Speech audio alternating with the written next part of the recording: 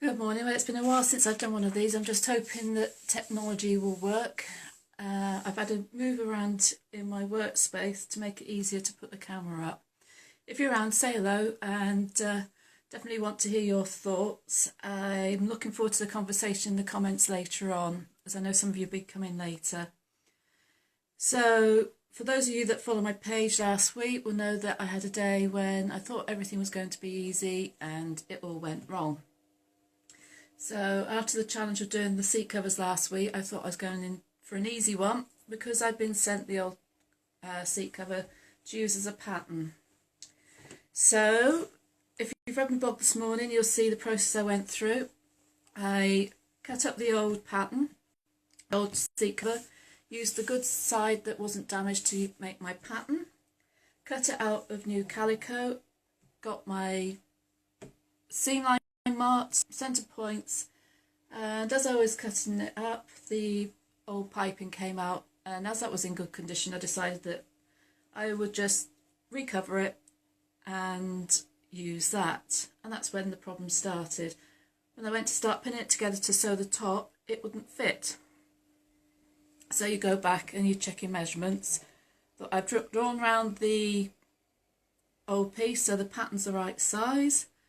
I checked that the seam allowance was, and we're back. But as I was pinning it, the cord wouldn't go around, and then you start to question yourself, like, did the cord go all the way around the top of the cushion anyway? And it did, because I checked to see how it fitted together. So I go back to Tracy, get to check the measurements. I just want to know the width of the cushion. But she did a diagram and filled out all the measurements for me, and they were all fitting, so I still couldn't work out why it wouldn't fit. And after this time I thought, I've got to put it aside or else I'm going to do something drastic.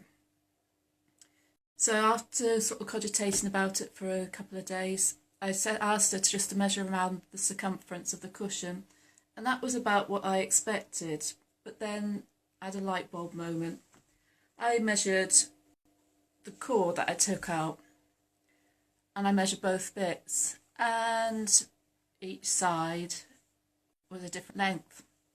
So my question to Tracy was, is one side of the cushion bigger than the other? And it turns out it is. So just putting it to one side for that amount of time, just let my brain sort of think in all the different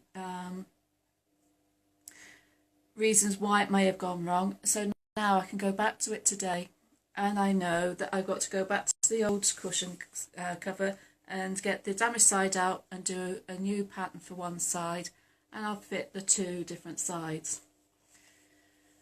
So when you have days like that and nothing seems to go right, what do? You know, I've had the opportunity to be able to put it to one side. Tracy wasn't in a hurry, and it's allowed me to have a breathing space. I went off and did something completely different, and that makes you feel a lot happier in yourself. So when you're in that situation, when things don't go right, what do? How do you get over it? And how do you deal with the frustration of it? So I look forward to seeing all your comments later, and look forward to the conversation we'll have. So I hope you have a good day. Enjoy the rest of the week. Just keep an eye out for your newsletters. There may be a few this week, both to the Craft Club and to the general newsletter. There's some new things coming up, so make sure you check your inboxes for that. So enjoy the rest of your day, and I'll speak soon.